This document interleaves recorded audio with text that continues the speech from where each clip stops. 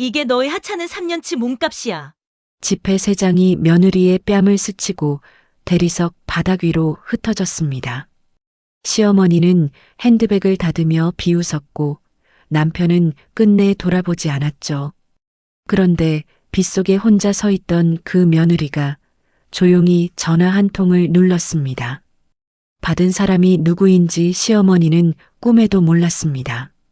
이번 영상에서는 친정도 없다며 3년을 식모처럼 부리다 며느리를 쫓아낸 시어머니가 대한민국 최고 변호사 언니와 의료재단 이사장 언니를 만나게 되는 충격적인 반전 사연에 대해 들려드리겠습니다.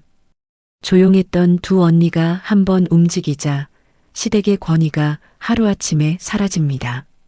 지금 어디서 이 이야기를 듣고 계신지 꼭 댓글로 남겨주세요. 지폐가 수아의 뺨을 스쳤습니다. 얇고 차가운 감촉이었어요. 5만 원짜리 3장이 대리석 바닥 위로 흩어졌습니다. 시어머니가 핸드백을 닫으며 말했어요. 이게 내 3년 몸값이라고 했습니다. 수아는 그 자리에서 움직이지 않았어요. 뺨이 약간 뜨거웠습니다. 옆에 있던 남편은 끝내 돌아보지 않았죠. 그 순간이었습니다. 3년이 한꺼번에 무너지는 소리가 들렸어요. 사흘 전부터 손가락 마디에는 칼 자국이 나 있었습니다. 무릎은 걸레질을 너무 많이 한 탓에 욱신거렸어요.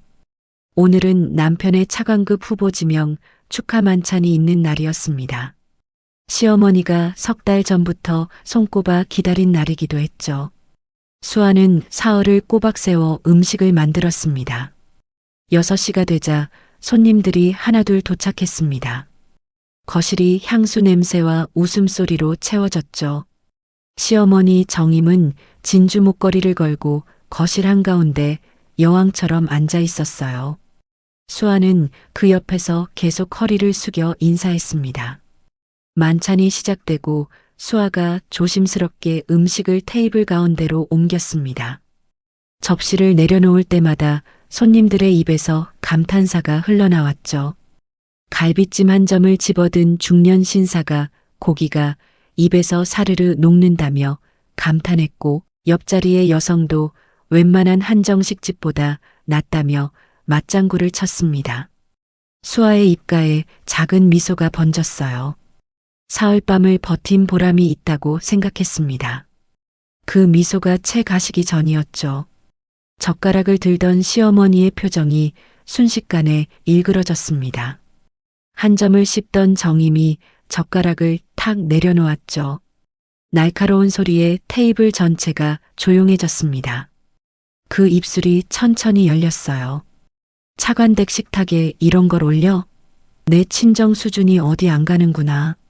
한마디였습니다. 그러나 그 한마디가 사흘밤을 짓밟았죠. 손님들이 멈칫하며 서로 눈빛을 주고받았지만 아무도 입을 열지 않았습니다. 정임은 코웃음을 치며 아무렇지 않다는 듯 손님들을 향해 환하게 웃었어요. 수아는 두 손을 앞치마에 꽉 쥐었습니다. 손톱이 손바닥을 파고들었지만 아픔이 느껴지지 않았습니다. 남편을 바라보았습니다. 성주는 와인잔을 손가락으로 천천히 돌리며 시선을 창 쪽으로 고정하고 있었습니다. 마치 지금 이 자리에 없는 사람처럼요. 수아의 시선이 한참 머물렀지만 남편은 끝내 돌아보지 않았습니다. 시어머니가 손님들에게 따로 준비한 음식이 있다며 자리를 안내했습니다. 며느리 솜씨가 워낙 없어서라는 말을 웃음 섞어 덧붙였죠. 손님들 사이에서 어색한 웃음이 터져나왔습니다. 수아는 고개를 숙인 채 천천히 주방으로 물러났습니다.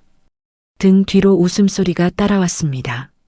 주방 구석에 등을 기댄 수아의 어깨가 미세하게 떨리고 있었습니다.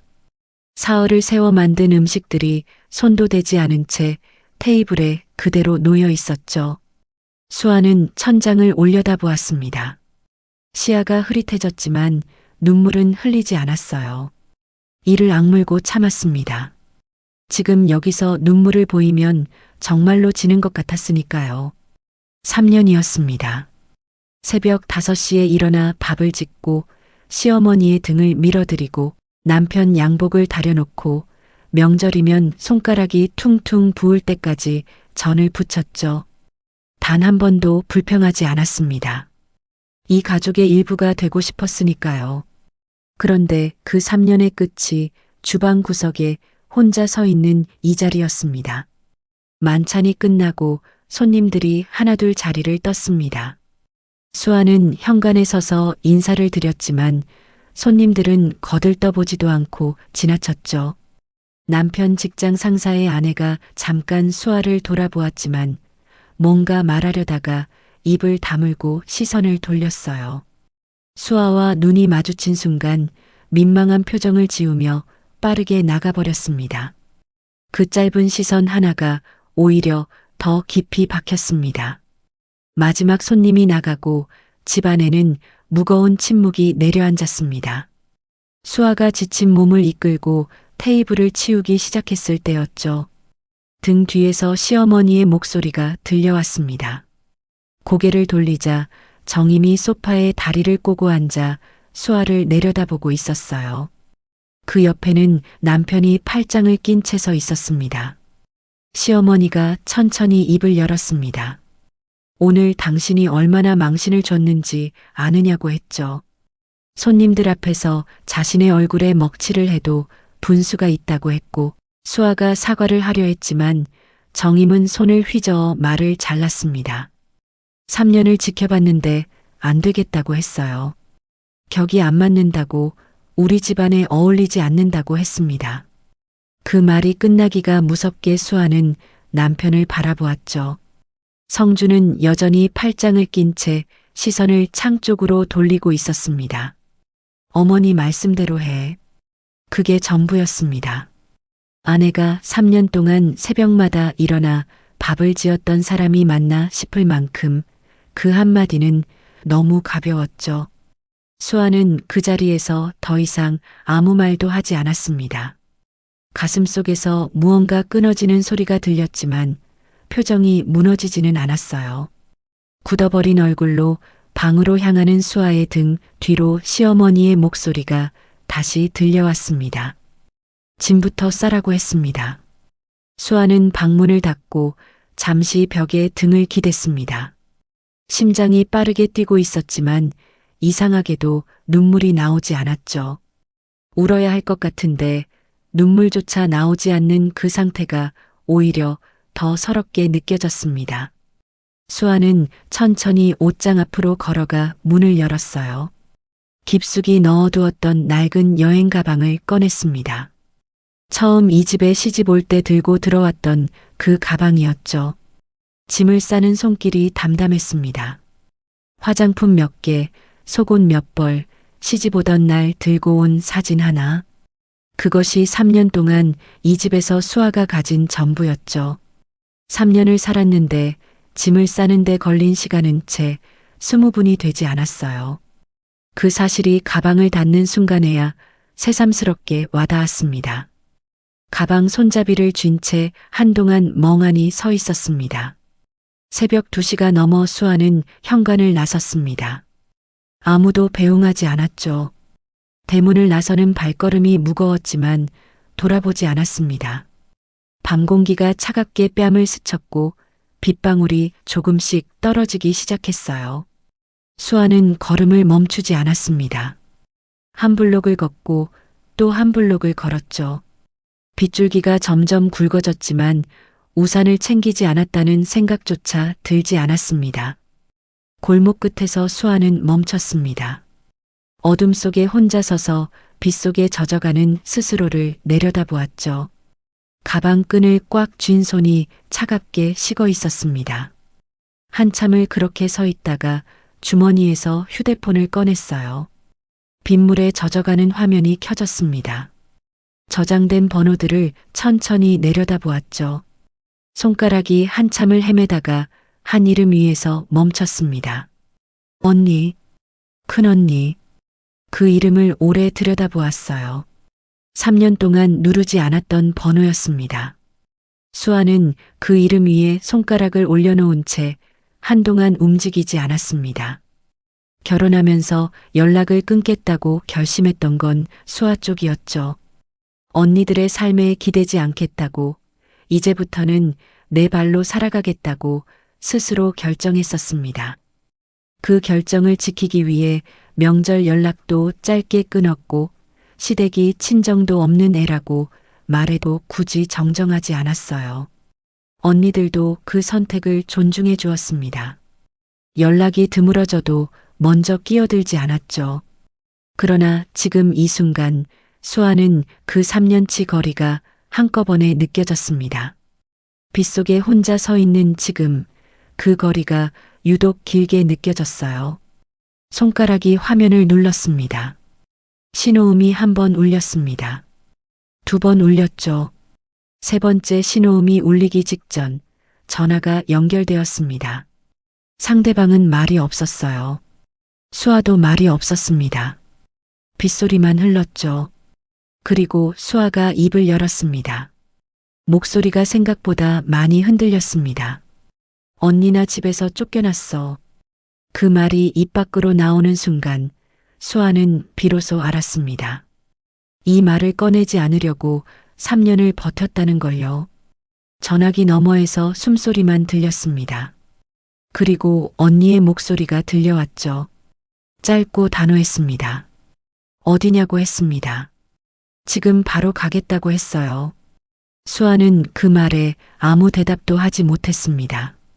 입술이 파르르 떨렸죠. 3년 동안 혼자 버텼던 것들이 그 짧은 한마디에 한꺼번에 무너지는 것 같았습니다. 수아는 골목 모퉁이에 등을 기댔어요. 빗물이 얼굴 위로 흘러내렸습니다. 눈물인지 빗물인지 알 수 없었습니다.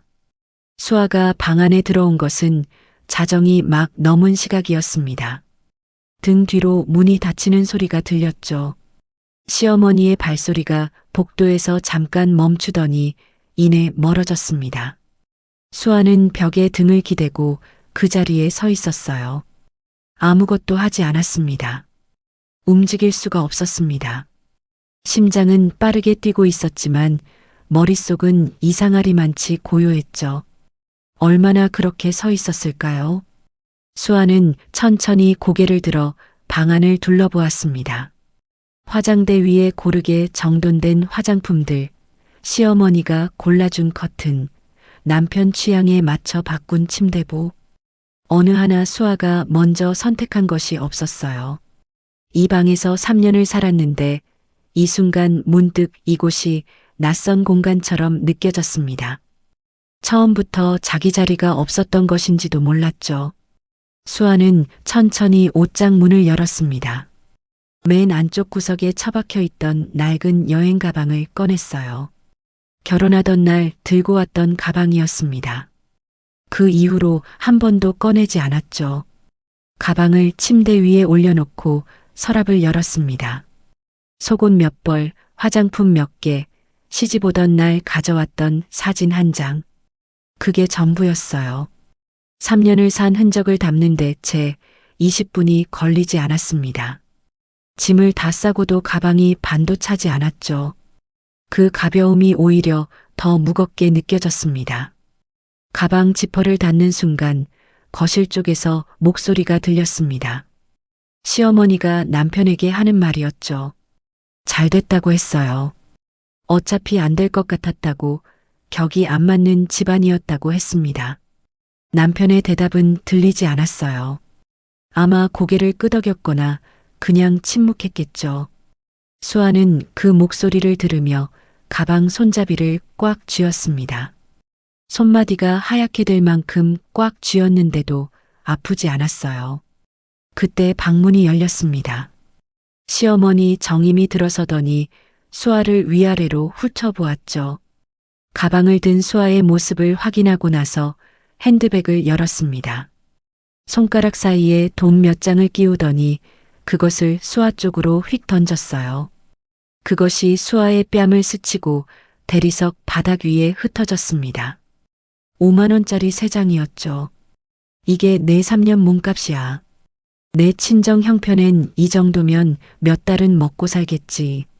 정임이 그 말을 내뱉고 나서 입꼬리를 올렸습니다. 웃음이었어요. 새벽 5시 기상, 명절 전야의 뜨거운 기름 냄새, 시어머니 등을 밀어들이며 삼켰던 수많은 말들. 그 모든 것의 값이 바닥에 흩어진 지폐 3장이었습니다. 수아는 그 웃음을 정면으로 바라보았죠. 뺨이 약간 뜨거웠습니다. 지폐가 스치고 간 자리였어요. 수아는 천천히 몸을 숙여 바닥에 지폐를 집었습니다. 1장, 2장, 3장. 구겨진 지폐를 손바닥 위에 가지런히 올렸어요. 정임이 그 모습을 보며 다시 한번 비웃었습니다.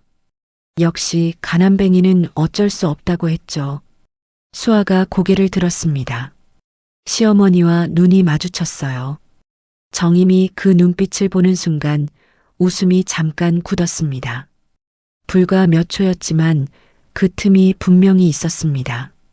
수아는 말없이 지폐를 접어 주머니에 넣었습니다. 그리고 낮고 또렷한 목소리로 한마디만 했어요. 반드시 돌려드릴게요. 떨림이 없는 목소리였습니다. 협박도 아니었고 울분도 아니었어요. 그냥 사실을 말하는 것처럼 담담했죠. 정임이 잠시 말을 잃었다가 코웃음을 쳤습니다. 하지만 아까 같은 여유는 없었어요. 수아는 가방을 들고 방에서 나왔습니다. 거실을 가로질러 현관으로 향하는 동안 남편은 소파에 앉아 휴대폰을 보고 있었습니다. 수아가 바로 옆을 지나쳐도 고개를 들지 않았죠. 수아도 멈추지 않았어요. 현관문을 열고 나서 한 번도 뒤를 돌아보지 않았습니다. 대문이 닫히는 소리가 등 뒤에서 울렸어요. 그 소리가 유달리 크게 들렸습니다. 대문을 나서자 밤 공기가 차갑게 뺨을 감쌌습니다. 빗방울이 하나둘 떨어지기 시작했죠. 수아는 처마 밑에 잠깐 멈춰 섰어요. 주머니에 손을 넣었습니다. 구겨진 지폐 3장이 손끝에 닿았죠. 수아는 그것을 꺼내지 않았습니다. 그냥 쥐고 있었어요. 그 얇은 종이 위에 3년이 담겨 있는 것 같아서 쉽게 놓기가 싫었습니다. 빗줄기가 조금씩 굵어졌어요. 수아는 가방을 들고 골목으로 걸어 들어갔습니다. 한 블록을 걷고 또 한 블록을 걸었죠. 어디로 가야 할지 생각하지 않았습니다. 그냥 걸었어요. 발이 저절로 멈춘 것은 골목 끝 가로등 아래였습니다. 수아는 그 자리에 서서 빗속을 바라보았어요. 방금 전까지 자신이 살았던 집에 불이 켜져 있었습니다. 저 안에서는 지금쯤 시어머니와 남편이 평소와 다름없이 앉아 있겠죠. 수아를 내보내고도 아무 일 없었다는 듯이요. 그 생각이 스치는 순간 수아는 처음으로 손끝이 차갑다는 걸 느꼈습니다. 빗물이 소매 안으로 파고들었지만 움직이지 않았어요. 한참을 서 있다가 수아는 주머니에서 휴대폰을 꺼냈습니다. 빗물에 젖은 화면이 켜졌죠. 연락처 목록을 천천히 내려다보았어요. 저장된 이름들이 화면을 채우고 있었지만 손가락은 그중 한 이름에서 멈췄습니다. 언니, 큰언니. 3년 동안 한 번도 누르지 않은 번호였어요. 결혼할 때 스스로 선을 그었으니까요. 그런데 지금 이 순간 수아는 그 선이 어디서부터 시작됐는지 기억이 나지 않았습니다. 손가락이 화면을 눌렀습니다. 빗소리 사이로 신호음이 울리기 시작했죠. 그날 밤 시댁 거실에서는 이런 말이 오갔습니다. 시어머니 정임이 아들 성준에게 태연하게 말했죠. 친정도 없는 애가 어디 가겠냐고 했습니다. 며칠 지나면 무릎 꿇고 돌아올 거라고 그때 한 번 더 단단히 다잡으면 된다고 했어요. 성준은 말없이 고개를 끄덕였습니다. 두 사람은 수아가 나간 현관 쪽을 한 번도 돌아보지 않은 채 채널을 돌렸죠. 그 집에서 수아는 이미 없는 사람이었습니다. 아니, 처음부터 없어도 되는 사람이었는지도 몰랐어요.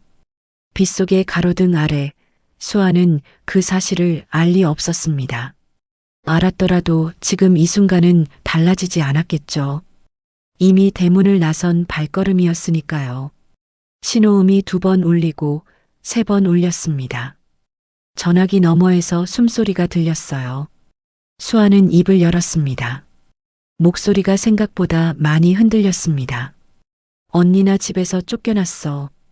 그 말이 입 밖으로 나오는 순간 수아는 비로소 알았습니다.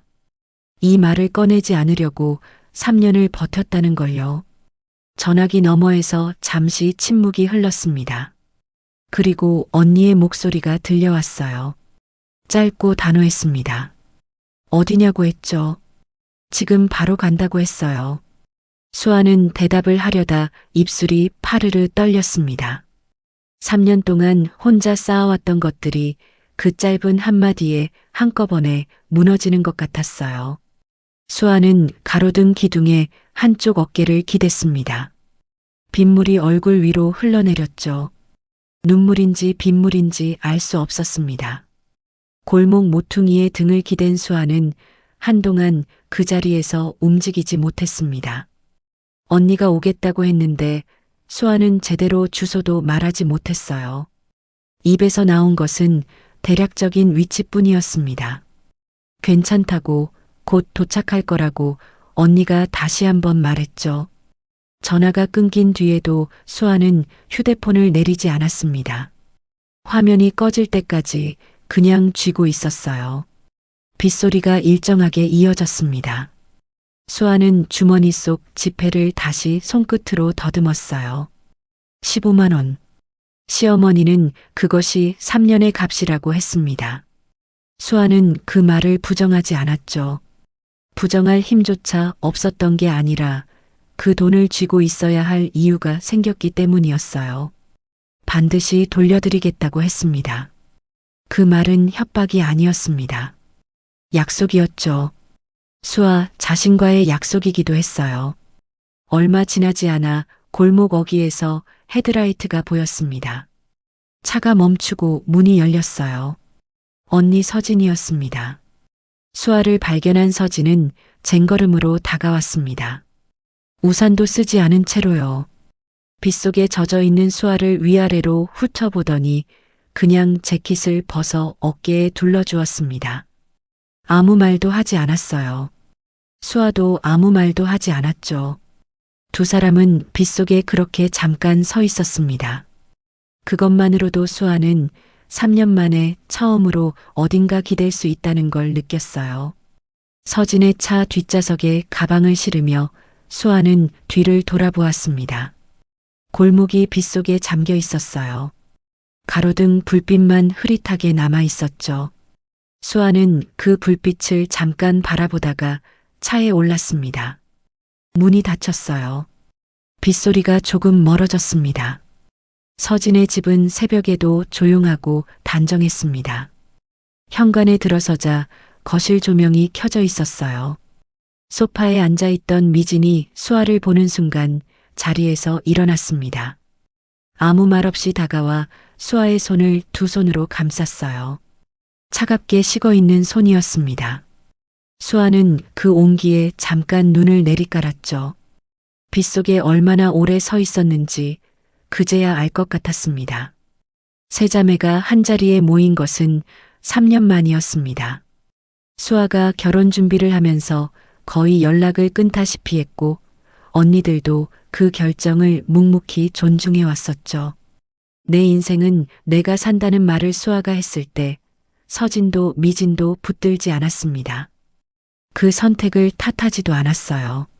그러나 지금 이 새벽에 셋이 나란히 앉아 있는 걸 보면 그 3년이라는 시간이 얼마나 길었는지 자연스럽게 느껴졌습니다. 미진이 주방에서 따뜻한 차를 끓여왔어요. 수아는 두 손으로 머그잔을 감쌌습니다. 서진은 맞은편에 앉아 수아를 바라보았죠. 감정을 함부로 내보이지 않는 사람이었지만 지금 이 눈빛에는 분명히 무언가가 담겨 있었습니다. 수아가 입을 열었어요. 처음에는 짧게 말했습니다. 사흘을 세워 음식을 만들었다고, 손님들 앞에서 가난한 냄새가 난다는 말을 들었다고, 남편은 끝내 돌아보지 않았다고 했죠. 말이 이어지면서 목소리가 조금씩 흔들리기 시작했습니다.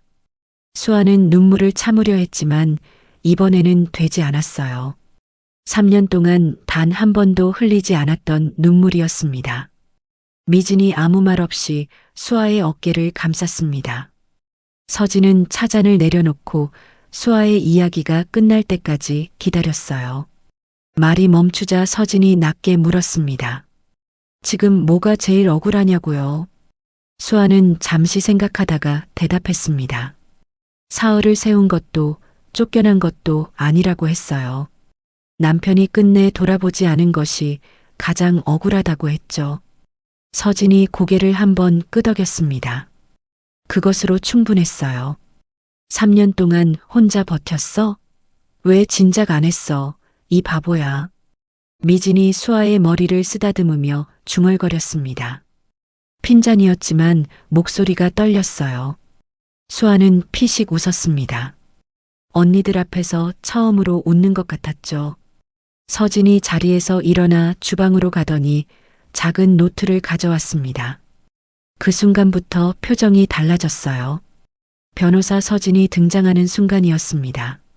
서진이 물었습니다. 남편 직책, 이름, 재직기간, 시어머니 명의 부동산이 몇 채인지, 건물 위치가 어딘지. 수아가 기억나는 것들을 말했어요. 서진은 받아 적으면서 간간히 추가 질문을 던졌습니다. 감정이 앞서지 않았어요.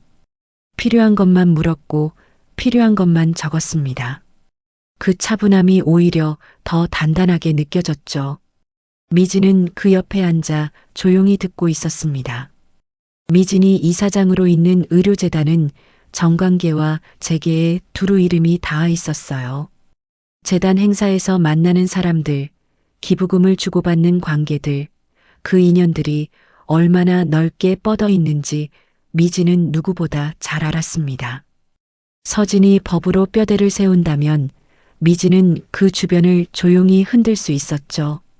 두 사람이 따로 역할을 정할 필요도 없었습니다. 오래전부터 그래왔던 것처럼 자연스럽게 각자의 자리를 알고 있었어요. 우리 동생은 법으로 지킨다. 서진이 노트를 덮으며 말했습니다. 짧은 한마디였지만 그 안에 방향이 담겨 있었어요. 미진이 거기에 덧붙였습니다. 돈보다 무서운 건 신뢰를 잃는 거라고 했죠. 수아는 두 언니를 번갈아 바라보았습니다. 3년 만에 처음 보는 얼굴들인데 낯설지 않았어요. 이 사람들이 자신의 언니라는 사실이 새삼스럽게 실감났습니다. 다음 날 아침 서진의 법무팀이 움직이기 시작했습니다. 오정임이라는 이름, 강남 일대 건물 3채, 명의가 다른 계좌들. 조사는 조용하고 빠르게 시작됐어요. 미진도 재단 쪽으로 몇 통의 연락을 넣었습니다. 어디에 무엇을 물어봐야 하는지 미진은 이미 알고 있었죠. 그 시간 시댁에서는 아무 일도 없었습니다. 시어머니 정임은 아침밥을 먹으며 태연하게 말했어요. 친정도 없는 애가 어디 가겠냐고 했습니다. 며칠 지나면 무릎 꿇고 돌아올 거라고, 그때 한 번 더 단단히 잡으면 된다고 했죠. 성주는 넥타이를 매면서 고개를 끄덕였습니다. 두 사람은 자신들이 누구를 건드렸는지 전혀 알지 못했어요. 그 착각이 복수의 씨앗이 되리라는 것도 꿈에도 몰랐습니다. 수아는 서진의 집 작은 방에 짐을 풀었습니다. 낡은 여행 가방에서 구겨진 지폐 3장을 꺼냈어요. 서랍 안쪽에 넣어두었습니다. 반드시 돌려드리겠다고 했으니까요. 그 약속은 아직 살아있었고 이제 그것을 지킬 사람이 생겼습니다. 서진 법무팀의 첫 번째 보고는 조사 시작 이틀 만에 들어왔습니다. 강남 건물 3채 중 2채가 친척 이름으로 등기되어 있다고 했어요. 명의 신탁이었습니다. 취득 시기와 자금 출처를 따라가 보면 정인 본인의 돈이 분명했지만 세금을 피하기 위해 다른 이름으로 사뒀던 거죠. 서진이 그 보고서를 읽으며 페이지를 넘겼습니다. 표정이 달라지지 않았어요. 예상했던 것 이상이라는 의미였습니다. 미진 쪽에서도 움직임이 있었습니다. 재단 네트워크를 통해 성준의 이력을 들여다보기 시작했어요. 이력서에 적힌 미국 유학 학력이 석연치 않다는 첫 번째 신호가 들어왔습니다. 현지 확인이 필요한 사안이었죠. 거기에 더해 성준이 담당한 인허가 업무 쪽에서 특정 업체들과 금전이 오간 정황도 보이기 시작했어요.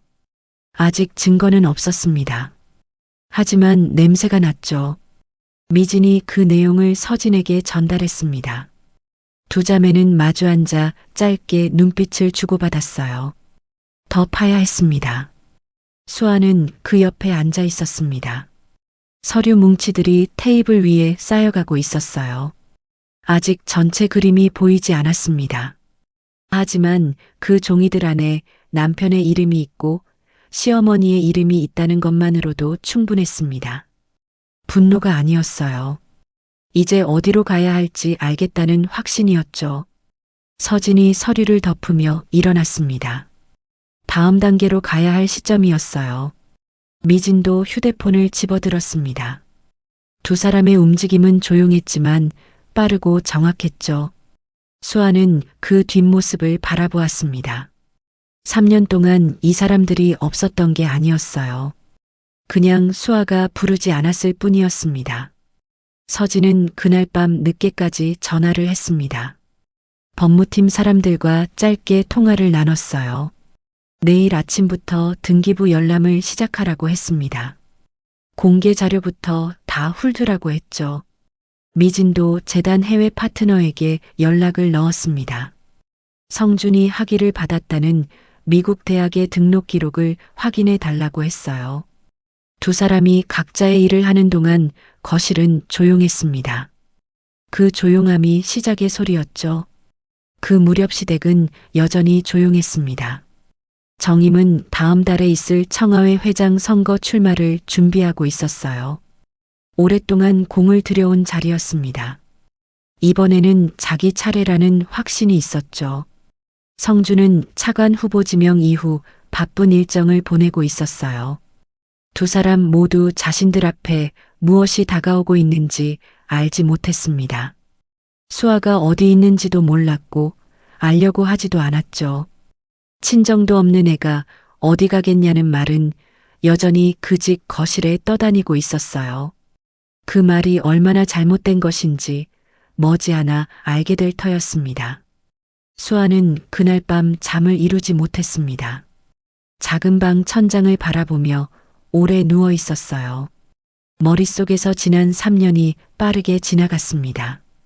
새벽마다 일어나던 것, 빨래를 개던 것, 시어머니의 등을 밀어드리던 것. 그 하루하루가 전부 헛된 것은 아니었다고 수아는 생각했습니다. 그 시간들이 있었기에 지금 이 자리가 있었으니까요. 그 자리에서 비로소 언니를 불렀으니까요. 수아는 서랍 안쪽에 넣어둔 지폐 3장을 떠올렸습니다. 반드시 돌려드리겠다는 약속은 혼자 지키는 게 아니었어요. 이제 옆에 사람이 있었습니다. 2명이나요. 언니 서진의 방에서 불빛이 새어나왔습니다. 자정이 넘었는데도 서진은 서류를 검토하고 있었어요. 미진은 소파에 앉아 태블릿을 들여다보고 있었습니다. 두 사람 모두 내일 일이 있었지만 그것보다 먼저 해야 할 것이 있었죠. 수아는 살그머니 방문을 열어 그 모습을 바라보았어요. 아무 말도 하지 않았습니다. 그냥 문을 닫고 다시 누웠죠. 가슴속에서 뭔가 조금씩 단단해지는 느낌이었습니다. 그 밤이 지나고 나면 무언가가 바뀔 것 같았습니다. 수아는 눈을 감았어요. 서진의 법무팀이 움직이기 시작한 것은 수아가 집을 나온 다음 날 아침부터였습니다. 처음에는 공개된 자료부터였어요. 강남 일대 부동산 등기부 열람, 건물 취득 이력, 납세 내역. 조용하고 빠른 작업이었습니다. 첫 번째 이상한 점은 이틀째 되던 날 나왔죠. 정인명의 건물은 한 채뿐이었어요. 나머지 2채는 처남 이름과 조카 이름으로 등기되어 있었습니다. 서진의 팀원이 계약서, 원본 추적에 들어갔어요. 결과는 빠르게 나왔습니다. 건물 매입 자금의 흐름이 정임 본인에게서 출발했고 취득 이후에도 실제 임대 수입이 정임의 계좌로 들어오고 있었어요. 명의신탁이었죠. 세금을 피하기 위해 친척 이름을 빌린 전형적인 구조였습니다. 계약서 원본이 확보되는 순간 서진의 법무팀원이 보고해 왔어요. 대표님, 명의신탁 계약서 원본 나왔습니다. 서진이 전화를 받으며 서류를 훑었습니다. 표정이 달라지지 않았어요. 잠깐 침묵이 흐르더니 짧게 말했습니다. 다음 단계로 가라고 했죠. 그 말 한마디가 신호였습니다. 미진 쪽도 같은 시각에 움직이고 있었습니다. 성준의 이력서에 적힌 미국 대학원 학력, 미진은 재단 해외 파트너를 통해 현지 등록 기록을 확인 요청했어요. 결과는 이틀 후에 나왔습니다. 해당 학교에 성준이라는 이름의 등록 기록이 없었어요. 입학 기록도 수료 기록도 학적도 없었습니다. 완전한 학력 위조였죠. 그 학위 덕분에 성준이 빠르게 승진했고 결국 차관 후보까지 올라갔다는 사실을 생각하면 단순한 서류 조작이 아니었어요. 공직자로서 오랫동안 쌓아온 모든 것의 기반이 가짜였던 셈이었습니다. 미진이 그 결과를 서진에게 넘겼습니다. 두 자매는 마주 앉아 서류를 함께 검토했어요. 학력 위조 서류, 명의신탁 계약서, 임대 수입 계좌 흐름. 한 장 한 장 넘길수록 그림이 선명해졌죠. 거기에 더해 성준이 담당했던 인허가 업무와 관련해 특정 건설업체들로부터 금전이 오간 정황도 잡혔습니다. 미진 재단의 홍보팀장이 조용히 언론 라인을 파악해두기 시작한 것도 이 즈음이었어요. 수아는 그 옆에 앉아 있었습니다. 처음에는 서류를 보기가 쉽지 않았어요. 3년을 같이 살았던 사람들의 이름이 거기 적혀 있었으니까요. 하지만 서류 한 장이 더해질수록 두려움보다 다른 것이 올라오기 시작했습니다. 남편이 결혼 생활 내내 다른 여자를 만나왔다는 것, 그 여자에게 사준 오피스텔의 매매 대금이 시어머니의 비자금 계좌에서 나왔다는 것. 수아는 그 내용을 읽으며 아무 말도 하지 않았어요. 다만 주먹을 쥐었다 폈다 하던 손이 어느 순간부터 멈췄습니다. 서진이 마지막 서류를 덮으며 수아를 바라보았습니다. 억울하냐고 묻지 않았어요. 그냥 말했습니다. 우리 동생은 법으로 지킨다. 미진이 거기에 붙였습니다. 지금은 아무것도 걱정하지 말라고 자기들이 한다고 했어요. 수아는 두 언니를 번갈아 바라보았습니다. 뭔가 말하려다가 그냥 고개를 끄덕였죠. 말이 필요 없었어요. 그날 저녁 서진은 서류를 다시 정리했습니다. 탈세 금액을 추산하고 위조 학력이 언제부터 어디에 사용됐는지 연도별로 정리했어요. 미진은 재단 연결망을 통해 성준의 차관 추천 라인에 조용히 정보를 흘리기 시작했습니다. 급하지 않았어요. 서두를 이유가 없었습니다. 준비가 충분히 될 때까지 기다릴 수 있었죠. 시어머니 정임은 아직도 수아가 돌아올 거라고 믿고 있었으니까요. 수아는 그날 밤 서진의 집 작은 방에 혼자 앉아 서랍을 열었습니다. 구겨진 5만 원짜리 지폐 3장이 들어 있었어요. 반드시 돌려드리겠다고 했던 약속이었습니다. 수아는 그것을 꺼내 손바닥 위에 올려놓고 한참 들여다보았어요. 그 얇은 종이 위에 담긴 것은 돈이 아니었습니다. 수아를 이 자리까지 오게 만든 것들이었죠. 조용히 지폐를 다시 접어 서랍에 넣었습니다. 아직은 아니었어요. 때가 되면 돌려드릴 거였습니다. 그때는 반드시 올 것이고 이제 혼자가 아니었습니다. 서진의 법무팀이 움직이기 시작한 지 사흘째 되는 날이었습니다. 팀원에게서 추가 보고가 들어왔어요. 정임이 오랫동안 국세청 고위 간부와 관계를 유지해왔다는 정황이었습니다. 골프 라운딩 사진이 확보됐고 그 간부 재임 기간 동안 정임 관련 세무조사가 단 한 차례도 진행되지 않았다는 기록도 나왔어요. 세금을 피한 방법이 단순 차명 거래만이 아니었던 겁니다. 뒤를 봐주는 사람이 있었죠. 서진은 그 보고를 들으며 잠시 눈을 내리깔았습니다. 그리고 그 자료를 따로 분류하라고 했어요. 나중에 쓸 때가 있을 거라고 했죠. 미진 쪽에서도 한 가지가 더 추가됐습니다. 성준의 내연녀 이름이 나왔어요. 나이 30살, 중견기업 임원의 딸이었습니다. 두 사람이 만나기 시작한 것이 2년 전이라고 했죠. 수아와 결혼한 지 1년도 되지 않았을 때였습니다. 그 여자에게 사준 오피스텔은 강남 도곡동의 고가 아파트였어요. 등기상 명의는 여자 이름이었지만 구입 자금이 들어간 계좌는 정임의 비자금 계좌와 연결되어 있었습니다. 모자가 함께 움직인 거였죠. 아들의 불륜을 어머니가 뒷받침한 구조였어요. 미진이 그 내용을 정리해 서진에게 넘겼습니다. 두 자매는 잠시 침묵했어요. 수아가 그 자리에 있었습니다. 서류를 읽은 수아의 손이 테이블 위에서 멈췄어요. 결혼 생활 내내 남편이 다른 여자를 만나고 있었다는 것, 그 사실이 종이 위에 또렷이 적혀 있었습니다.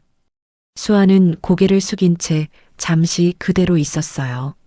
서진이 아무 말도 하지 않았습니다. 미진도 기다렸죠. 잠시 후 수아가 고개를 들었습니다. 눈이 충혈돼 있었지만 눈물은 흘리지 않았어요. 입술을 한번 꾹 다물더니 서류를 넘겼습니다. 다음 장을 보겠다는 뜻이었죠. 서진이 그 모습을 보며 조용히 다음 서류를 건넸어요. 조사가 마무리되기까지 꼬박 나흘이 걸렸습니다. 명예신탁 계약서 2건, 비자금 계좌 흐름, 학력 위조 증빙, 내연녀 오피스텔 등기부 뇌물수수 정황 자료, 5가지가 테이블 위에 올라왔어요. 서진이 그것을 한 묶음으로 정리했습니다. 미진은 재단 홍보팀장에게 조용히 연락을 넣었죠. 언론 라인을 준비해두되 시기는 아직이라고 했어요. 때를 기다리는 것이었습니다. 서두르지 않아도 됐어요. 이쪽에는 모든 것이 있었으니까요. 그날 밤 수아는 작은 방에 혼자 앉아 있었습니다. 책상 위에 서류 사본 몇 장이 놓여 있었어요. 서진이 수아도 알아야 한다며 챙겨준 것들이었습니다. 수아는 그 종이들을 천천히 읽었어요. 남편의 이름, 날짜, 금액. 다른 여자에게 집을 사주던 그 시기에 수아는 무얼 하고 있었을까요? 새벽 5시에 밥을 짓고 있었겠죠. 명절 전야에 전을 부치고 있었겠죠. 시어머니 등을 밀어드리면서 감사하다는 말을 기다리고 있었겠죠. 수아는 서류를 내려놓고 손바닥을 무릎 위에 올려놓았습니다. 분노가 없는 것은 아니었어요. 다만 그 분노가 뜨겁지 않았습니다. 차가웠죠. 가슴속에서 천천히 굳어가는 무언가 같았어요. 서랍에서 지폐 3장을 꺼냈습니다. 구겨지고 낡아진 5만 원짜리들이었죠. 반드시 돌려드리겠다고 했습니다. 수아는 그 말을 다시 한번 되새겼어요. 그때는 혼자였습니다. 빗속에서 가방을 들고 서 있던 그 순간에는요. 지금은 달랐어요. 양쪽에 언니들이 있었습니다. 서진은 법으로, 미진은 인맥으로, 그리고 수아는 이 지폐 3장으로 돌아갈 것이었죠. 수아는 지폐를 다시 접어 서랍에 넣었습니다. 아직은 때가 아니었어요. 그때는 반드시 올 것이었습니다. 미진이 늦은 밤 수아의 방에 차를 들고 들어왔습니다. 아무 말도 안 해도 된다고 했어요. 그냥 같이 있어주겠다고 했습니다. 수아는 고맙다고 하지 않았어요. 그냥 옆으로 조금 비켜 앉았습니다. 미진이 그 옆에 앉았죠. 두 사람은 한동안 아무 말도 하지 않았어요. 빈 찻잔이 식어가는 소리도 없이 조용했습니다. 그 침묵이 불편하지 않았어요. 오히려 3년 만에 처음으로 숨을 제대로 쉬는 것 같았습니다. 서진의 방에서는 여전히 불이 켜져 있었습니다. 서류들이 테이블 위에 가득했고 그 위에 놓인 지폐 3장의 복사본도 있었어요. 돌려줘야 할 것들이 그 안에 있었습니다. 그 불빛이 밤새 꺼지지 않았습니다. 정임이 청와회 회장 선거 출마를 선언한 것은 조사가 시작된 지 열흘이 지난 시점이었습니다. 오랫동안 공을 들여온 자리였어요. 회원들 사이에서 인맥을 쌓고 행사마다 제일 먼저 나서고 가장 비싼 자리에 앉아왔죠. 아들이 차관 후보로 지명된 것도 타이밍이 좋았습니다. 장관 어머니가 된다면 청와회 회장 자리쯤은 자연스럽게 따라올 거라고 정임은 믿어 의심치 않았어요. 그래서 출마 선언 사흘 만에 걸려온 전화가 더욱 당혹스러웠습니다. 청와회 간사였어요. 목소리가 조심스러웠죠. 이번 선거에서 후보 자격 요건을 재검토하게 됐다고 했습니다. 오 여사님 쪽은 회원 자격 재검토가 필요하다는 통보가 내려왔다고 했어요. 정임이 그게 무슨 말이냐고 물었습니다. 간사는 잠깐 머뭇거리더니 말했어요. 죄송합니다, 여사님. 저도 윗분 지시라서요. 그리고 전화가 끊겼습니다. 정임은 휴대폰을 내려다보았어요. 화면이 꺼져 있었습니다. 윗분이라는 게 누구인지, 왜 갑자기 이런 통보가 왔는지 알 수 없었죠. 정임은 곧바로 청와회 친한 회원에게 연락을 넣었습니다. 그쪽도 말이 어색했어요. 요즘 좀 조심해야 할 것 같다는 말을 흘리더니 화제를 돌렸습니다. 정임이 다른 번호를 눌렀습니다. 이번에는 받지 않았어요. 또 다른 번호를 눌렀습니다. 통화 중이라고 했죠. 정임은 소파에 앉았습니다. 쿵 소리가 날 것처럼 힘없이 앉았어요. 거실이 조용했습니다. 평소에는 이 시간에 전화가 2~3통씩 왔었는데 그날은 한 통도 오지 않았죠. 같은 날 성준의 직장으로도 공문이 한 장 내려왔습니다. 신원 조회 결과 재검토 요청이었어요. 인사위원회에서 차관 추천 절차를 일시 보류한다는 내용이었습니다. 성준은 그 공문을 읽고 부서장에게 달려갔죠. 부서장은 자신도 모르는 일이라고 했어요. 위에서 내려온 거라고 자신이 어떻게 할 수 있는 게 아니라고 했습니다. 성준이 복도로 나와 휴대폰을 꺼냈어요. 도움을 청할 수 있는 이름들을 눌렀습니다. 하지만 연락이 되는 사람이 없었죠. 연락이 돼도 말이 짧았습니다. 다들 바쁘다, 나중에 통화하자, 그 말뿐이었어요. 그 시간 서진의 집에서는 세 자매가 식탁에 앉아 차를 마시고 있었습니다. 미진이 찻잔을 천천히 내려놓으며 말했어요. 사람들은 자기가 왜 멀어지는지도 모르게 멀어지게 되어 있어. 서진은 아무 말 없이 서류를 훑었습니다. 수아는 두 언니를 번갈아 바라보았어요. 며칠 사이에 무슨 일이 있었는지 수아는 다 알지 못했습니다. 하지만 미진이 재단 네트워크를 통해 무언가를 조용히 움직였다는 것, 그 결과가 지금 시댁에서 일어나고 있다는 것은 느낄 수 있었죠. 수아는 찻잔을 들었습니다. 손이 떨리지 않았어요. 3년 동안 그 집에서는 늘 손이 떨렸는데 이 자리에서는 이상하게 차분했습니다. 미진이 설계한 것은 간단했습니다. 청와회 최상위 회원들 몇몇이 미진의 재단 후원자들이었어요. 재단 행사에서 늘 만나는 사람들이었죠. 미진은 그들에게 직접적인 말을 하지 않았습니다. 다만 오 여사의 부동산 취득 경위가 조금 복잡하다는 말을 자연스럽게 흘렸어요. 재단 관련 법무 검토를 하다 보니 이런저런 게 나왔다고 나중에 문제가 생기면 주변에 피해가 갈 수도 있다고 했습니다. 그것으로 충분했어요. 사람들은 직접 설명을 들을 필요도 없이 알아서 거리를 두기 시작했죠. 성준 쪽도 마찬가지였습니다. 서진이 확보한 학력 위조 자료가 인사위원회 관련 라인에 익명으로 전달됐어요. 구체적인 증거가 붙어 있었기 때문에 무시할 수 없었습니다. 재검토 공문은 그 결과였죠. 아직 공식적인 수사는 시작되지 않았어요. 두 자매는 서두르지 않았습니다. 이쪽에서 정한 때가 올 때까지 기다릴 생각이었죠. 정임은 그날 저녁 성준에게 전화했습니다. 요즘 이상하게 연락이 안 된다고 했어요. 청와회 선거도 이상하고 직장 쪽도 이상하다고 했습니다. 성준도 자기 쪽도 이상하다고 했어요. 두 사람은 한동안 말이 없었습니다. 왜인지 알 수 없다고 했죠. 그러면서 성준이 한마디를 던졌어요. 설마 수아가 뭔가 한 건 아니겠지 하고요. 정임이 웃었습니다. 친정도 없는 애가 뭘 한다고 했죠. 두 사람은 그렇게 스스로를 안심시켰어요. 그 안심이 얼마나 오래 갈지 아직 몰랐습니다. 그 무렵 수아는 서진의 집에서 조용한 시간을 보내고 있었습니다. 낮에는 가끔 서진 법무팀 사무실에 들러 서류를 확인하기도 했어요. 처음에는 서류를 보는 것이 두려웠습니다. 하지만 이제는 달랐죠. 무엇이 어떻게 되어가고 있는지 알수록 수아의 눈빛이 달라졌습니다. 두려움이 아니라 확신으로 채워지고 있었어요. 미진이 저녁에 들어오며 말했습니다.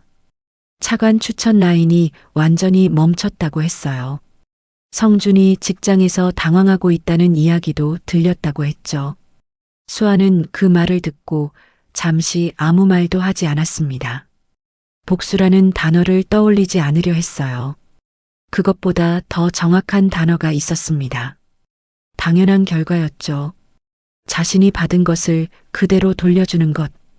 수아는 그렇게 생각했어요. 서진이 서류를 덮으며 말했습니다. 이제 다음 단계를 준비해야 할 때라고 했어요. 정임이 다음 주에 상류층 자선 행사를 주최한다고 했습니다. 청와회 선거 박탈에 대한 만회 자리이기도 하고 사교계에서 자신의 위치를 다시 세우려는 시도라고 했죠. 미진이 그 말을 듣고 고개를 끄덕였습니다. 그 자리가 좋겠다고 했어요. 수아가 두 언니를 바라보았습니다. 무슨 뜻인지 알 것 같았죠. 두 언니가 그 자리에 나타난다는 것, 그것만으로 이미 이야기는 달라질 테니까요. 수아는 그날 밤 오랫동안 거울 앞에 서 있었습니다. 시댁에서 살던 3년 동안은 아침마다 거울을 보면서 시어머니가 마음에 들어하는 모습을 만들었어요. 화장을 지우고 무해한 얼굴을 만들고 목소리를 낮추고. 그런데 지금 거울 속 얼굴은 달랐습니다. 무언가를 잃어버린 얼굴이 아니었어요. 되찾아가고 있는 얼굴이었죠. 수아는 거울에서 눈을 떼지 않았습니다. 다음 주가 기다려졌어요. 시댁에서는 정임이 행사 준비에 열을 올리고 있었습니다. 청와회 선거 박탈의 충격을 이 자리에서 만회하고 싶었어요. 최고급 호텔 볼룸을 빌렸고 자선 경매에 내놓을 보석들도 직접 골랐습니다. 성준도 행사에 얼굴을 비출 계획이었죠. 차관 후보 보류 공문이 내려왔지만 아직 공식 발표가 난 것은 아니었으니까요. 두 사람은 아직 자신들이 어떤 상황에 놓여 있는지 실감하지 못하고 있었습니다. 그것이 마지막 실수였어요. 행사 전날 밤 서진이 수아와 미진을 불러 앉혔습니다. 내일 어떻게 할 것인지 세 사람이 나란히 앉아 이야기했어요. 복잡한 계획이 아니었습니다. 그냥 들어가는 거라고 서진이 말했죠. 셋이서요. 미진이 웃었어요. 수아도 웃었습니다. 그 웃음이 가볍지 않았어요. 3년 동안 쌓인 것들이 그 웃음 안에 담겨 있었습니다. 서진이 자리에서 일어나며 말했어요. 일찍 자두라고 했습니다. 내일은 오래 서 있어야 할 테니까요. 수아는 방으로 돌아와 서랍을 열었습니다. 구겨진 지폐 3장이 그 안에 있었어요. 반드시 돌려드리겠다는 약속이었습니다. 내일은 그 약속을 지킬 날은 아니었어요. 그날은 아직이었습니다. 하지만 가까워지고 있었죠. 수아는 서랍을 닫았습니다. 불을 껐어요. 오랜만에 잠이 빨리 왔습니다. 그날 밤 시댁도 서진의 집도 각자의 방식으로 조용했습니다. 정임은 행사에서 입을 드레스를 침대 위에 펼쳐두고 잠들었을 테고 수아는 아무것도 펼쳐두지 않은 채 잠들었어요. 하지만 다음날 그 두 사람이 같은 자리에서 마주치게 된다는 것을 그 순간 어느 쪽의 세상이 바뀔 것인지를 둘 중 한쪽만이 알고 있었습니다. 서진의 집에서는 새벽에도 불이 켜져 있었어요. 마지막 서류들이 정리되고 있었습니다. 모든 준비가 끝나가고 있었죠. 수아도 그것을 알고 있었습니다. 눈을 감았지만 쉽게 잠들지 못했어요. 가슴 한쪽이 팽팽하게 당기는 것 같았죠. 그게 두려움인지 설렘인지는 알 수 없었습니다. 어쩌면 둘 다였을지도 몰랐어요. 내일이면 알게 될 것이었습니다. 분명히요. 그날 밤 세 자매 모두 늦게까지 깨어 있었습니다. 말은 없었지만 같은 것을 생각하고 있었을 거예요. 행사는 강남 한복판의 대형 호텔 볼룸에서 열렸습니다. 청와회 선거 후보 자격 박탈 통보를 받은 뒤 정임이 직접 주최한 자선 행사였어요. 홀 입구에는 붉은 카펫이 깔렸고 샹들리에 불빛이 쏟아지는 가운데 명품 드레스를 차려입은 귀부인들이 하나둘 도착하고 있었습니다. 정임은 귀빈석에 앉아 인사를 받고 있었어요. 3줄짜리 진주 목걸이에 다이아몬드 귀걸이, 손가락마다 반지가 번쩍거렸습니다. 겉으로는 여전히 당당했죠. 하지만 아는 사람이 보면 알 수 있었습니다. 아까부터 볼룸 입구 쪽을 자주 흘겨본다는 것을요. 오후 6시가 조금 넘었을 때였습니다.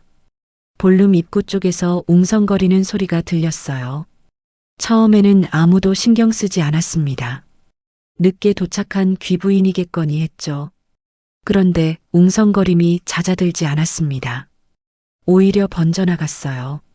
서진이 먼저 들어섰습니다. 검은 수트를 입고 단발머리가 정갈하게 내려앉은 모습이었어요. 두세 걸음을 떼기도 전에 볼룸 안쪽에 있던 귀부인들이 반응했습니다. 서로 팔꿈치를 건드리며 눈짓을 주고받았죠. 몇몇이 먼저 다가와 허리를 숙였어요. 법무법인 서진 대표님 아니시냐고 이 자리에서 뵙게 될 줄 몰랐다고 했습니다. 서진은 짧게 인사를 받고 안으로 걸어 들어갔어요. 그 뒤를 이어 미진이 들어섰습니다. 와인 컬러 드레스에 어깨 아래까지 내려오는 웨이브 머리가 조명 아래에서 빛났어요. 미진이 들어서자 이번에는 다른 쪽에서 반응이 일었습니다. 미진 의료재단 이사장님이다 하는 말이 여기저기서 들렸죠. 재단 후원자들, 기부 행사에서 만났던 사람들이 줄줄이 다가와 인사를 건넸습니다. 미진은 차분하게 한 명 한 명 이름을 부르며 악수를 나눴어요. 정임은 그 광경을 귀빈석에서 바라보고 있었습니다. 저 두 사람이 왜 이 자리에 있는지 알 수 없었어요. 자신이 초대한 사람들이 아니었으니까요. 머릿속으로 연결고리를 찾으려는 순간이었습니다. 그때 볼룸 입구 쪽이 다시 한번 조용해졌어요. 사람들이 시선을 모으는 것이 느껴졌습니다. 수아가 들어서고 있었습니다. 3년 전 이 사람들 앞에서 고개를 숙이던 그 며느리가 맞는지 알아볼 수 없을 만큼 달랐어요. 앞치마 대신 단정한 재킷을 입고 고개는 정면을 향했습니다. 걸음걸이가 달랐어요.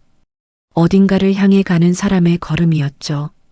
정임이 수아를 알아보는 순간 손에 들고 있던 샴페인 잔이 기울었습니다. 옆에 있던 사람이 받아줬어요. 정임은 그것도 눈치채지 못했습니다. 서진과 미진이 수아의 양쪽으로 자연스럽게 섰습니다. 세 자매가 나란히 걸어왔어요. 볼룸이 조용해졌습니다.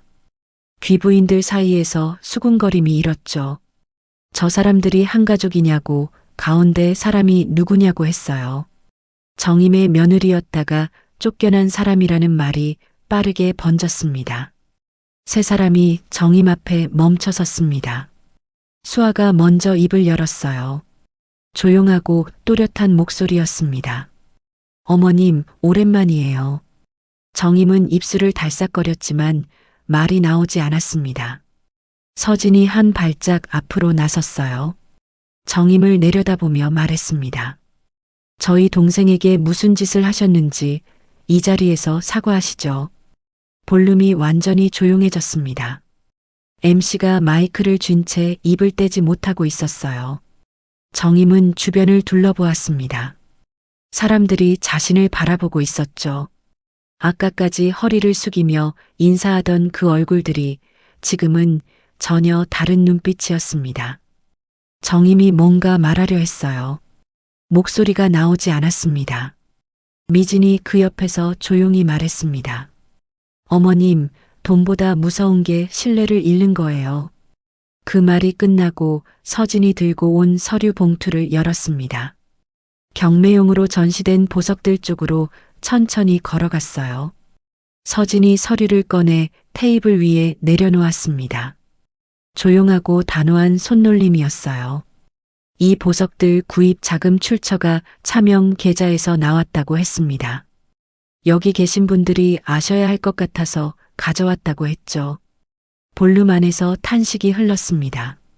몇몇이 서로 귓속말을 나눴어요. 일부는 이미 경매 참여를 포기하겠다는 듯 자리로 돌아갔습니다. 정임이 일어서려 했지만 다리에 힘이 들어가지 않았어요. 사교계의 여왕이 오르려던 자리에서 그 자리가 무너지고 있었습니다. 수아는 그 광경을 바라보았어요. 가슴이 뜨겁지 않았습니다. 차가운 것도 아니었어요. 고요했습니다. 당연한 것이 당연한 자리로 돌아가는 것이었으니까요. 그 자리에서 빠져나온 사람은 서진이었습니다. MC에게 조용히 다가가 행사를 잠시 중단해 달라고 했어요. MC는 말없이 고개를 끄덕였습니다. 볼륨 안에서 귀부인들이 삼삼오오 모여 수군거렸어요. 일부는 사진을 찍었습니다. 정임이 그것을 보았지만 막을 수가 없었죠. 몸이 움직이지 않았어요. 다리가 소파 쪽으로 저절로 향했습니다. 소파에 앉는 것인지 쓰러지는 것인지 알 수 없는 동작으로 정임이 자리에 내려앉았어요. 주변에 있던 사람들이 하나둘 거리를 뒀습니다. 아까까지 정임 옆에 바짝 붙어 앉아 아첨을 늘어놓던 이들이었는데 이제는 한 명도 곁에 남지 않았어요. 정임이 볼륨 안을 둘러보았습니다. 모든 시선이 자신에게 꽂혀 있었죠. 호기심도 있었고 경멸도 있었어요. 동정은 없었습니다. 수아는 서진과 미진 사이에 서서 그 광경을 바라보았어요. 3년 전 손님들 앞에서 가난한 냄새가 난다는 말을 들었던 날이 생각났습니다. 그날 수아는 주방 구석에 혼자 서 있었어요. 편을 들어주는 사람도 말 한마디 건네는 사람도 없었죠. 지금은 달랐습니다. 양쪽에 사람이 있었어요. 수아의 언니들이었습니다. 서진이 수아의 쪽으로 고개를 살짝 돌렸습니다. 가자는 뜻이었어요. 미진도 수아의 팔을 가볍게 잡았습니다. 셋이 함께 돌아섰어요. 볼륨 출구를 향해 걸어가는 동안 길이 저절로 열렸습니다. 사람들이 자연스럽게 길을 열었어요. 세 자매가 나란히 걸어나갔습니다. 수아는 한 번도 뒤를 돌아보지 않았어요. 돌아볼 이유가 없었습니다. 호텔 로비로 나오자 밤 공기가 서늘했습니다.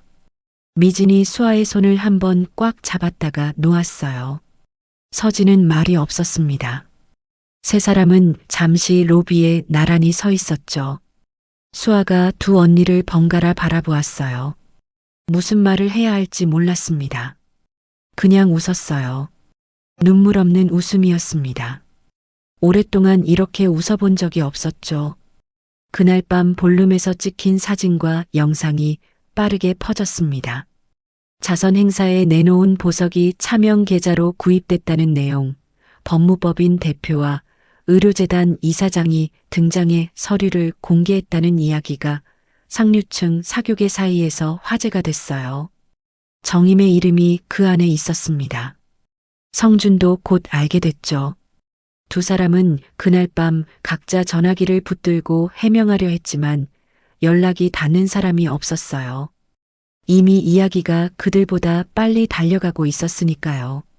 서진의 법무팀에서 다음날 아침 검찰에 정식으로 자료를 제출했습니다.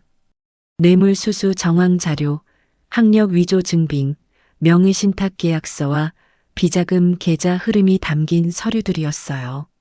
수사 개시 여부는 검찰의 판단이었지만 이 정도 자료면 충분하다고 서진은 말했습니다. 미진도 재단 쪽을 통해 관련 내용을 언론 라인에 전달해 두었어요. 기사가 나가는 건 시간 문제였습니다. 수아는 그 이야기를 들으며 고개를 끄덕였어요. 더 빠르게 해달라거나 더 강하게 해달라고 말하지 않았습니다. 이미 충분했으니까요. 볼륨에서 나오면서 수아가 느꼈던 것, 그 고요함이 여전히 가슴 안에 있었어요. 이것이 복수라는 이름으로 불리는 것인지 아니면 다른 이름이 있는 것인지 수아는 몰랐습니다. 다만 한 가지는 알았어요. 3년 동안 잃어버렸던 무언가가 조금씩 돌아오고 있었다는 것을요. 서진의 집으로 돌아오는 차 안에서 세 자매는 침묵했습니다. 말이 필요 없었어요. 같은 것을 느끼고 있었으니까요. 수아는 뒷좌석에 기대어 눈을 감았습니다. 두 언니의 체온이 양옆에서 느껴졌어요. 오래 잊고 살았던 온기였습니다. 한참 만에 맡아보는 냄새 같았습니다. 좋은 냄새였어요. 기사가 나간 것은 자선 행사 이틀 후였습니다. 차관 후보로 지명됐던 고위 공무원의 학력 위조 의혹이라는 제목이었어요. 포털 사이트 실시간 검색어에 성준의 이름이 올라오는데 1시간이 걸리지 않았습니다. 방송사들이 앞다투어 후속 보도를 내보냈죠. 정치권에서는 즉각 사퇴를 요구하는 목소리가 나왔어요. 성준은 출근하려다 기자들이 건물 앞에 몰려있는 것을 보고 그대로 차를 돌렸습니다. 기사가 나간 다음 날 오전 성준이 법무법인 서진으로 찾아왔습니다. 약속 없이 온 방문이었어요. 로비에서 이름을 대자 직원이 잠시 기다려달라고 했습니다. 한참 뒤에 서진이 내려왔어요. 서진은 로비 소파에도 앉지 않았습니다. 서 있는 채로 성준을 바라보았죠. 성준이 입을 열었습니다. 처음에는 해명을 하려 했어요. 학력권은 오해가 있다고, 기사 내용이 과장됐다고 했죠. 서진이 아무 말도 하지 않았습니다. 성준의 말이 계속됐어요. 그러다가 목소리가 낮아졌습니다. 합의를 하고 싶다고 했어요. 조용히 끝내자고 했습니다. 그리고 마지막에 한마디를 덧붙였죠. 처남댁, 제발이라고 했습니다. 서진의 표정이 바뀌지 않았어요. 잠시 성준을 바라보다가 입을 열었습니다. 저는 처남댁이 아닙니다. 법무법인 대표 변호사입니다. 성준이 굳었습니다. 그 말이 무슨 뜻인지 알아들었을 거예요. 서진이 이어 말했죠. 법은 합의 대상이 아닙니다. 돌아가세요. 그게 전부였습니다. 서진은 엘리베이터 쪽으로 걸어갔어요. 성준은 로비에 서서 서진의 뒷모습을 바라보았습니다. 아무 말도 하지 못했죠.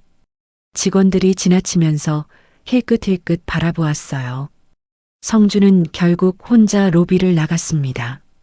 그로부터 이틀 후 검찰 수사관들이 성준의 자택과 사무실에 동시에 들이닥쳤습니다. 압수수색 영장이 발부된 것이었어요. 학력 위조, 직권 남용, 뇌물수수 혐의였습니다. 성준은 결국 그날 저녁 긴급 체포됐어요. 카메라 앞에서 수갑을 차고 검찰 차량에 오르는 성준의 모습이 뉴스에 나왔습니다. 불과 몇 주 전까지만 해도 차관 후보였던 사람이었죠. 같은 날 강남에서는 국세청 조사관들이 정임의 건물 앞에 나타났습니다. 세무조사 착수 통보였어요. 조사관들이 건물 안으로 들어가자 세입자들이 웅성거렸습니다. 정임은 건물 로비에서 조사관들과 마주쳤어요. 갑자기 무슨 세무조사냐고 했습니다. 이유를 대라고 했죠. 조사관은 냉정하게 말했습니다. 지난 15년간의 부동산 거래 내역을 전부 살펴볼 예정이라고 했어요. 차명 거래와 탈세 혐의가 있다고 했습니다. 정임이 알아두었던 국세청 고위 간부에게 즉시 전화를 넣었습니다. 이 번호라면 연락이 될 거라고 믿었어요.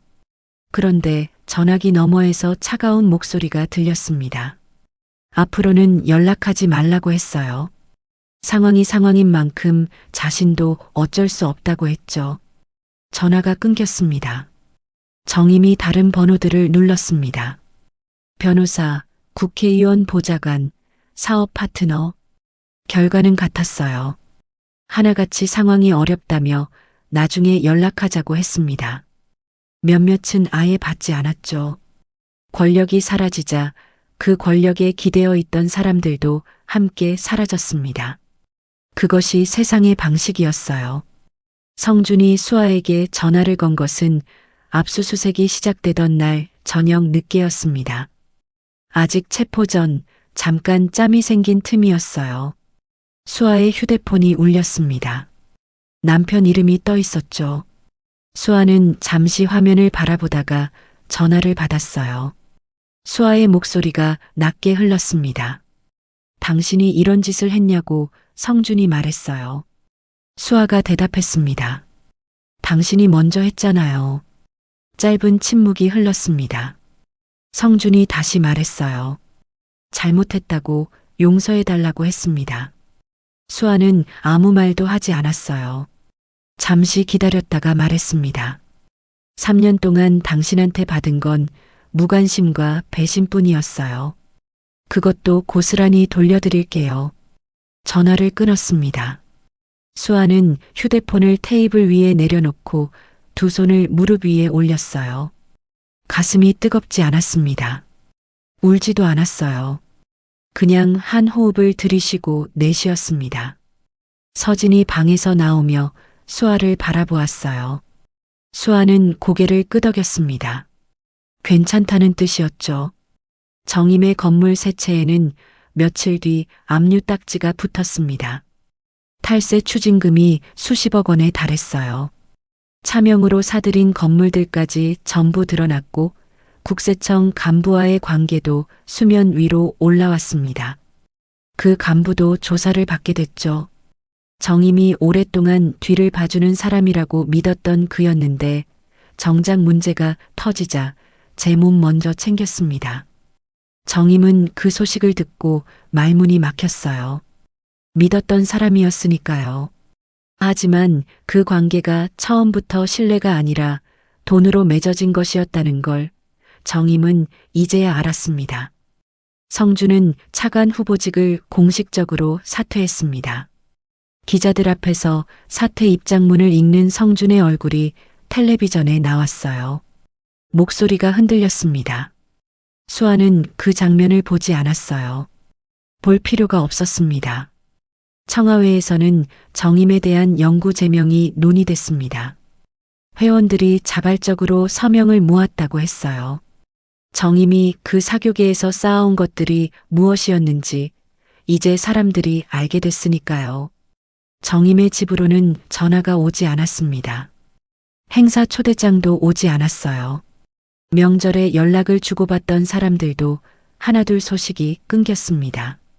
화려한 것처럼 보였던 관계들이 사실은 얼마나 얇았는지가 드러났죠.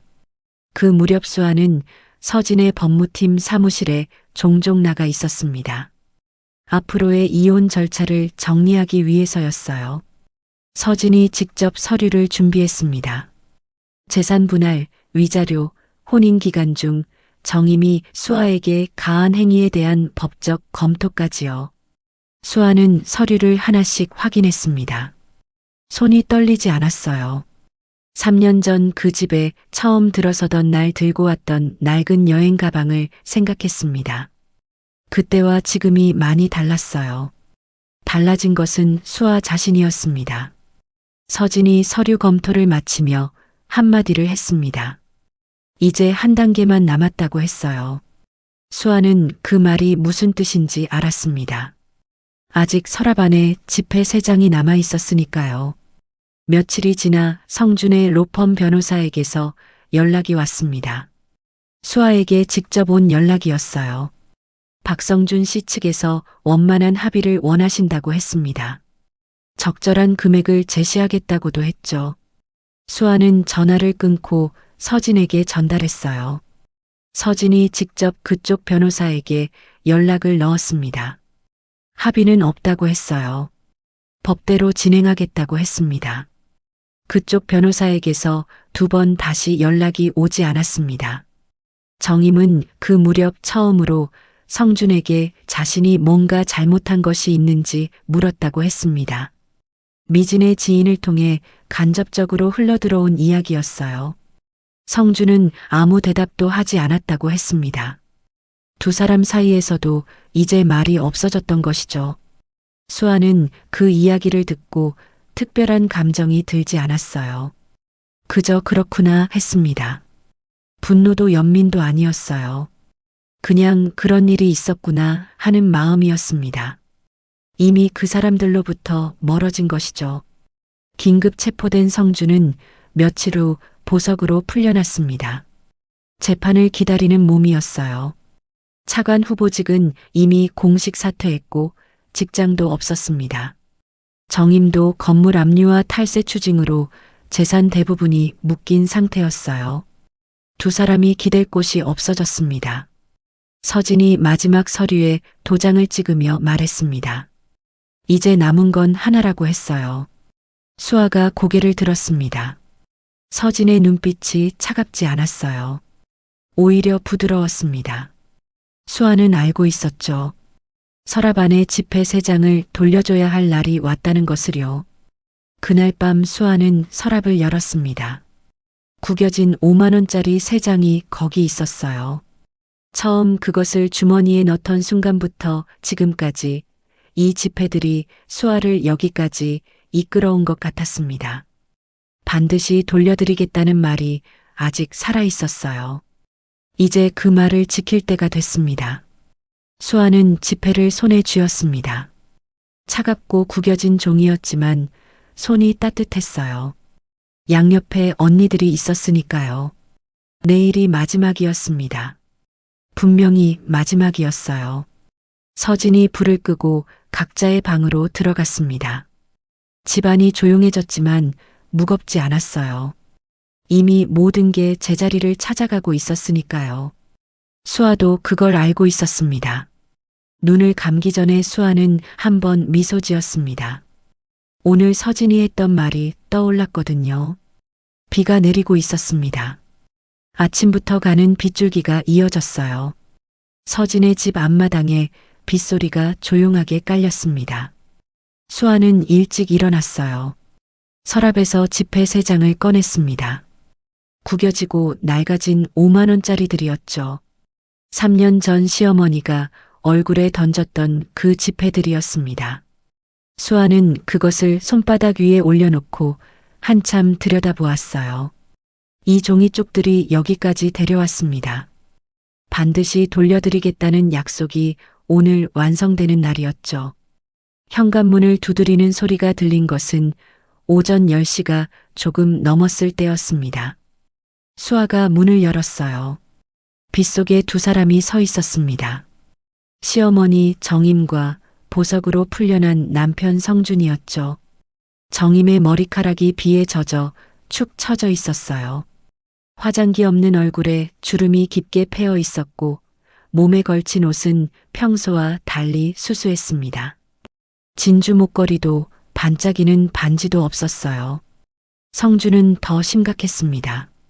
광대뼈가 튀어나올 만큼 살이 빠져 있었고 눈은 충혈되어 있었죠. 2 사람은 현관 앞 콘크리트 바닥 위에 무릎을 꿇었습니다. 정임이 먼저 입을 열었어요. 수아야 하고 불렀습니다. 3년 동안 단 한 번도 이름을 부른 적이 없었던 시어머니였죠.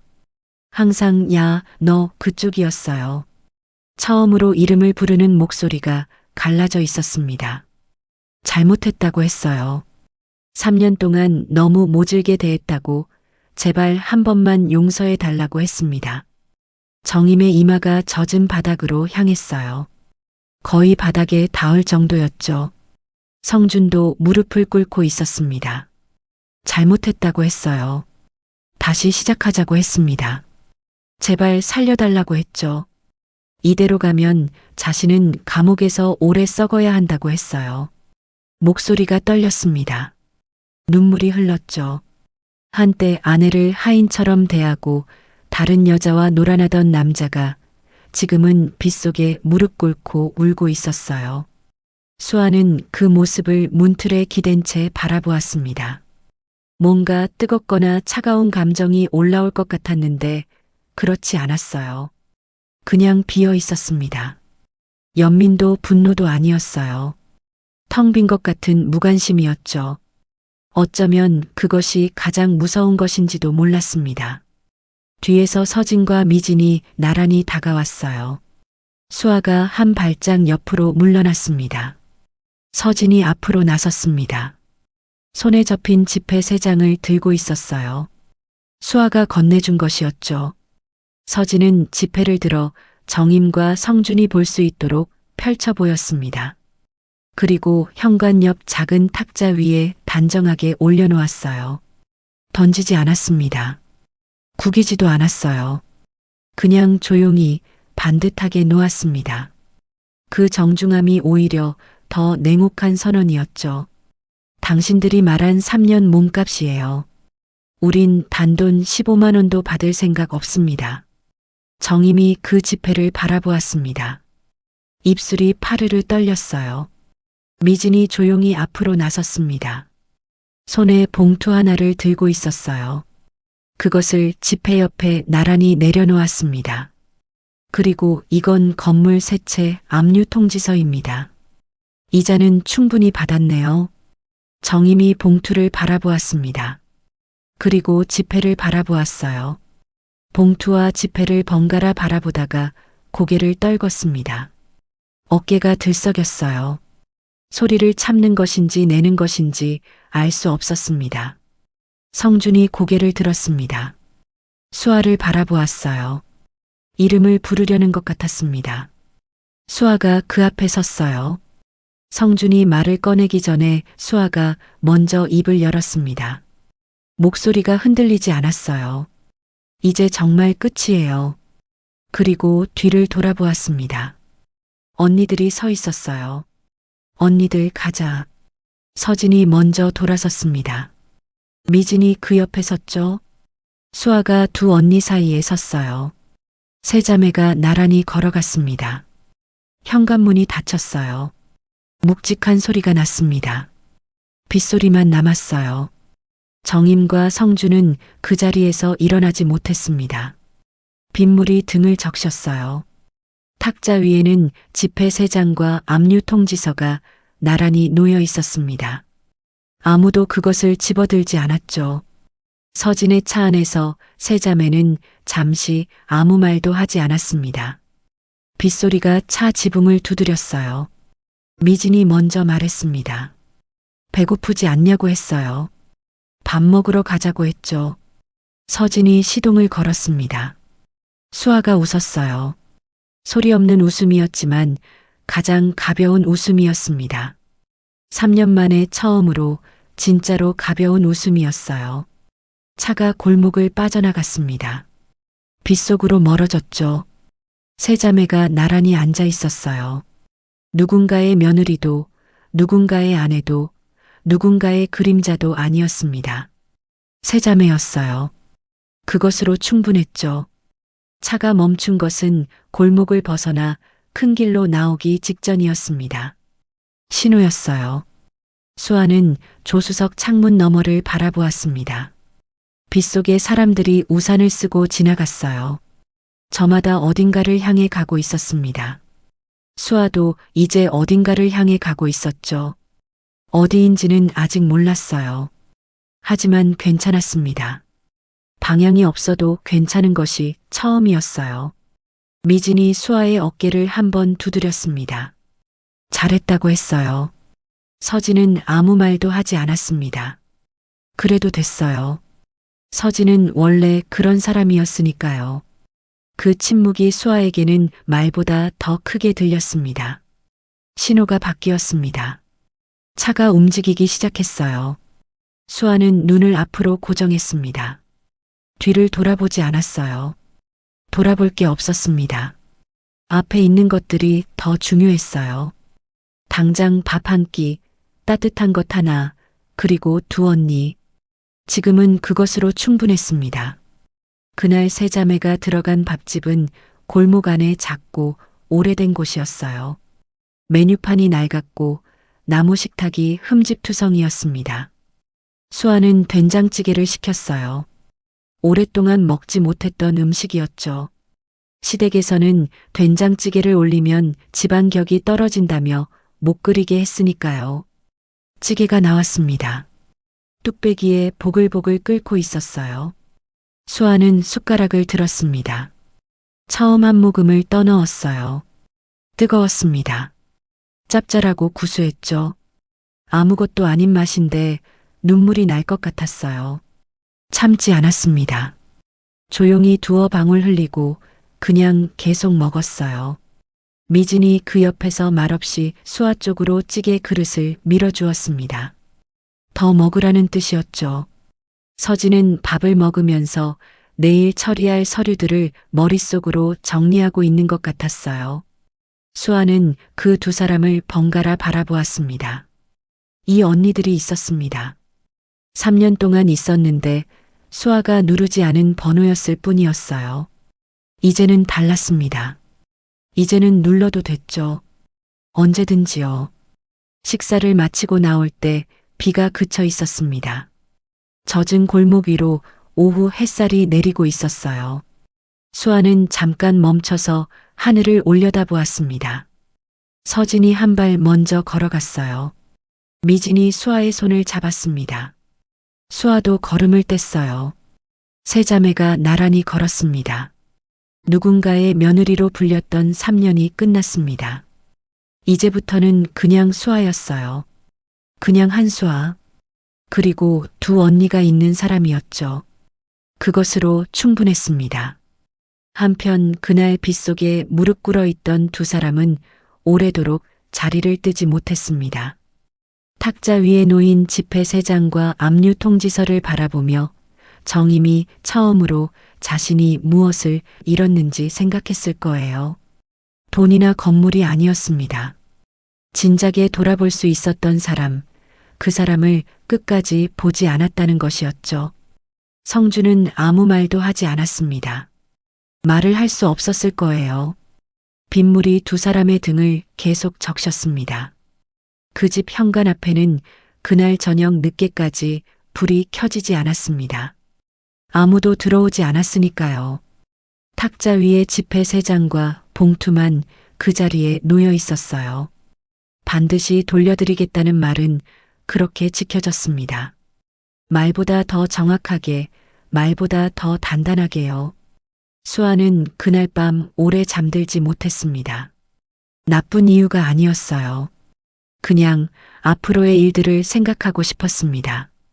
처음으로 두렵지 않게 생각할 수 있는 앞날이었으니까요. 언니들 옆에서 그리고 마침내 자신으로서 살아가게 될 날들이었습니다. 빗소리가 완전히 멎었습니다. 조용하고 맑은 밤이었어요. 수아는 눈을 감았습니다. 처음으로 기다려지는 내일이었어요. 좋은 내일이요. 오늘 이야기 어떻게 들으셨나요? 저는 이 이야기를 다듬으면서 수아가 빗속에서 처음으로 언니 번호를 눌렀던 그 장면에서 한참 멈췄습니다. 3년 동안 혼자 버티다가 그날 밤에야 겨우 전화 한 통을 건 거잖아요. 그 손가락이 얼마나 무거웠을지 저는 그게 자꾸 마음에 걸렸어요. 우리 삶에서도 그런 순간이 있지 않나요? 아무한테도 기대지 않으려 이를 악물고 버티다가 더는 안 되겠다 싶은 어느 밤에 누군가의 이름을 떠올리는 순간, 그 이름이 있다는 것만으로도 사람은 다시 일어날 수 있다고 저는 생각합니다. 수아에게는 서진이 있었고 미진이 있었습니다. 여러분 곁에도 그런 사람이 있기를 진심으로 바랍니다. 사연밤은 오늘도 이런 이야기들을 찾아 여러분께 전해드리겠습니다. 오늘 어느 장면이 가장 마음에 남으셨는지 댓글로 꼭 남겨주세요. 지금 어디서 듣고 계신지도요. 다음 이야기에서 뵙겠습니다. 감사합니다.